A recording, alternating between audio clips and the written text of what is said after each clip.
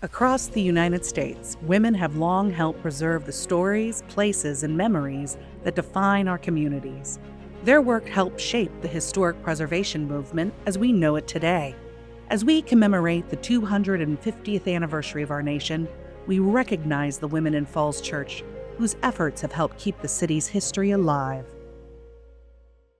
Yes, so women have played such an integral role in the historic preservation movement in the United States. And you see that really going back to the first generation of women after the American Revolution. And they're really working at a local level to save the stories of their families and their communities and their cities. And they're very concerned with instilling this sense of patriotism and values in the next generation. And of course, women come to the forefront of the movement when the first national campaign to preserve a historic site happens in the 1850s. And that happens right here in Virginia at George Washington's home, Mount Vernon, where you have the Mount Vernon Ladies Association really gathering support of women across the country to save what they consider to be such a historic and important site. Originally, there were very limited opportunities for women to be involved in the public sphere, and history work and preservation really was an avenue for women to shape public memory, to shape civic identity in a way, before they even had the right to vote.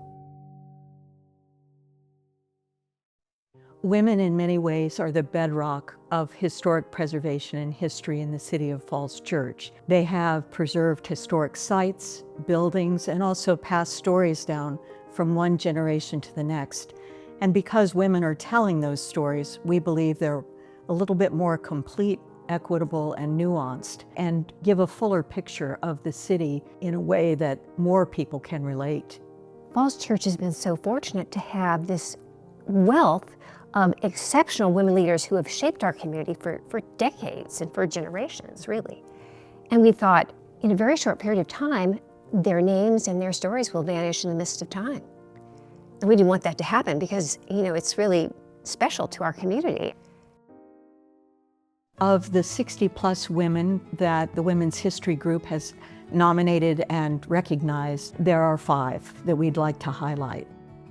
Tanya Gaskins Hardy, a lifelong member of Galloway United Methodist Church, created a museum that documents the church's history and that of the Falls Church African American community. A self-taught genealogist, she provided key research for the book Between Freedom and Equality, and has long emphasized genealogy as a way for African American families to reclaim their past. Marilyn Kay, a Falls Church philanthropist, worked with the nonprofit Historic Falls Church to protect and preserve more than 50 significant local buildings and homes, including the 1893 Porter Proctor House, and was part of the core group that helped preserve the Cherry Hill Farmhouse and establish the Friends of Cherry Hill Foundation. Nikki Graves Henderson, a historian and organizational entrepreneur, helped found the Catch Foundation and the Women's History Walk, where her research has highlighted the contributions of African American women in Falls Church. She also founded the Social Justice Committee of Falls Church and vicinity under the Tenor Hill Foundation to combat white supremacist thinking and promote understanding and community. Maureen Budetti, a longtime board member and current co-president of the Friends of Cherry Hill Foundation, serves as a docent at the Cherry Hill Farmhouse, where she leads tours, hosts teas, and organizes the annual Children's Holiday Shop. She's contributed to the Arts and Humanities Council, the Planning Commission, the Citizens Advisory Committee on Transportation, and the Falls Church Housing Commission.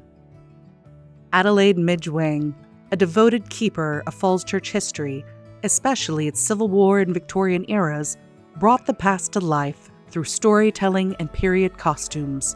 A co-founder of the Victorian Society of Falls Church, she helped publish a walking tour map of the city's historic locations and owned and restored Mount Hope, the city's oldest home.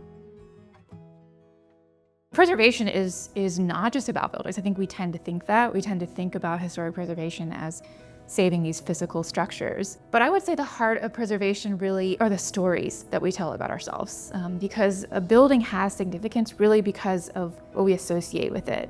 Preservation is not just about what we've inherited, but really forces us to grapple with what do we want the next generation to inherit from us. You can't think about the future you want to build without understanding where you've come from. Learning your history is grounding. It teaches us who we are, why we are, and how we are. And it teaches us about the trials and tribulations of our community, our successes and our failures, and the challenges going forward. And it provides opportunity for us to have continuity. I mean, what do we want to bring forward into our future? You don't have to be a professional historian or a professional museum worker in order to be involved in this work. I think what has been most inspiring to me about studying women and the history of women in preservation is understanding that so many of these women who have saved so many of the historic places in our country were really citizen preservationists. At a time when there are efforts to rewrite our national history, it's very important that we create and preserve an accurate history of what's happening locally, what has happened in the past, and what's going to transpire in the future.